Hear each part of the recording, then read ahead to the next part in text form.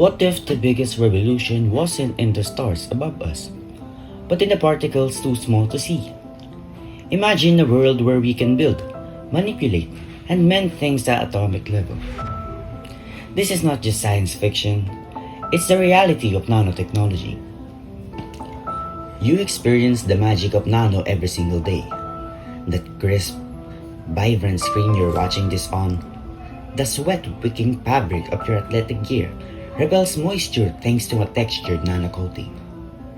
That tube of sunscreen is packed with nanoparticles of zinc oxide that form an invisible, powerful UV shield.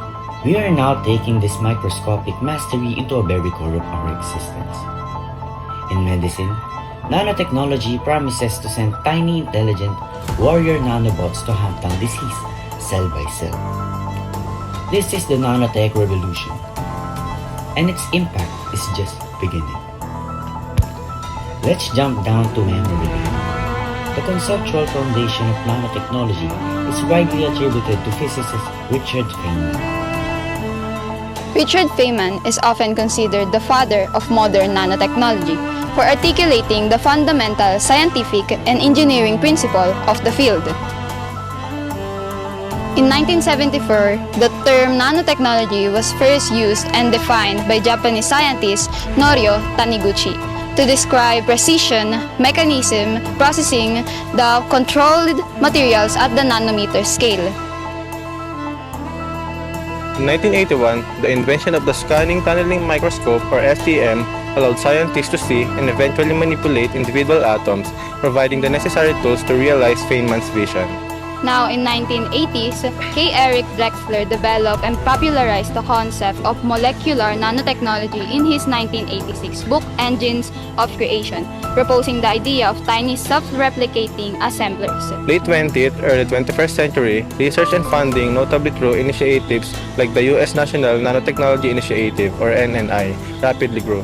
Now in early nanomedicine, the application of nanotechnology to medicine began with the development of lipid or polymer-based liposomes and nanoparticles for drug delivery like chemotherapeutic Doxil approved in 1995, marking the transition from theoretical concept to practical clinical application.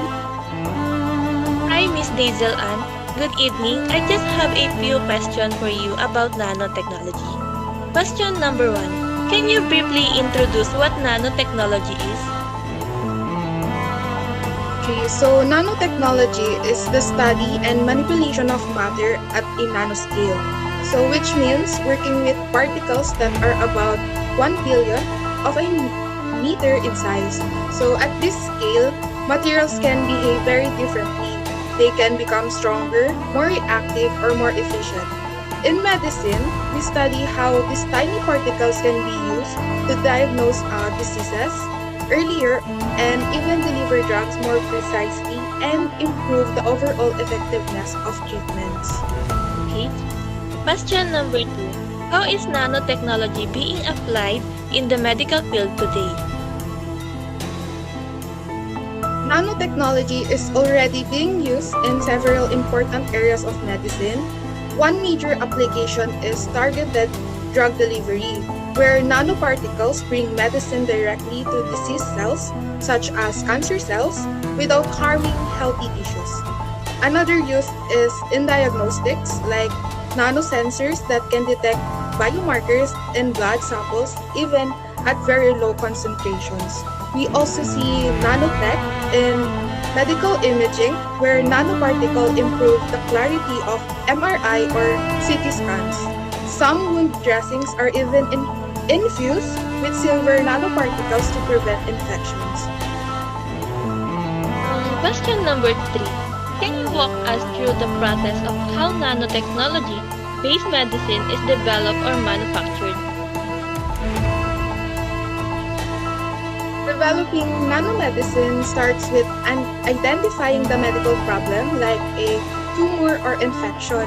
Scientists then design a nanoparticle with the right size, shape, and surface characteristics to target the specific problem. So after that, they combine the nanoparticle with a therapeutic agent. This could be a drug or gene therapy component or even a diagnostic marker. Once combined, the formulation undergoes laboratory testing, cell culture testing, and eventually animal studies to check its safety and effectiveness. If the results are promising, the product then moves to clinical trials involving human participants only after passing all safety and quality checks. The nanomedicine be improved for clinical use. So as a medtech student, we mainly focus on how these particles interact with the body and how they behave in lab tests and how they can be measured accurately. Sorry. Question number 4. What are the ethical considerations, possible side effects, and pros and cons of using nanotechnology in medicine? So ethically, the biggest concern is safety and long-term effects. Because nanoparticles are so small, they might accumulate in organs like the liver or kidneys, and we still need more research to know exactly how safe they are over time. So possible side effects may include inflammation, immune reactions, or unexpected interactions with cells. So in terms of advantages, nanotechnology allows more precise treatment, fewer side effects, faster diagnosis, and also improved drug efficiency. However, the disadvantage includes high development costs, complex manufacturing, and the fact that not all hospitals have the equipment to handle nanomedicine. There's also the issue for fairness, where advanced treatments should be accessible not only to those who can afford them. Thank you. Question number 5. What are the key challenges in administering nanomedicine in typical hospital or clinic? So one challenge is the cost. Nanomedicines are expensive to produce, so not all healthcare facilities can afford them. Another challenge is storage and preparation. Some nanoparticles are very sensitive to temperature or light, so they can require special storage conditions that many hospitals don't have.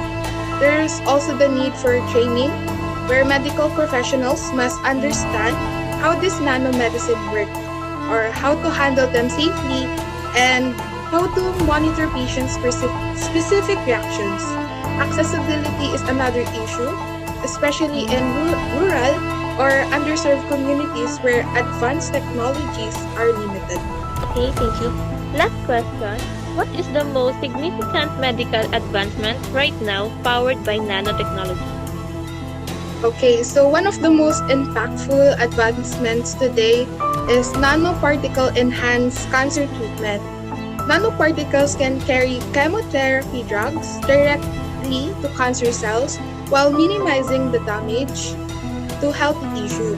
So some types even release medicine slowly, increasing effectiveness while reducing side effects like hair loss or nausea.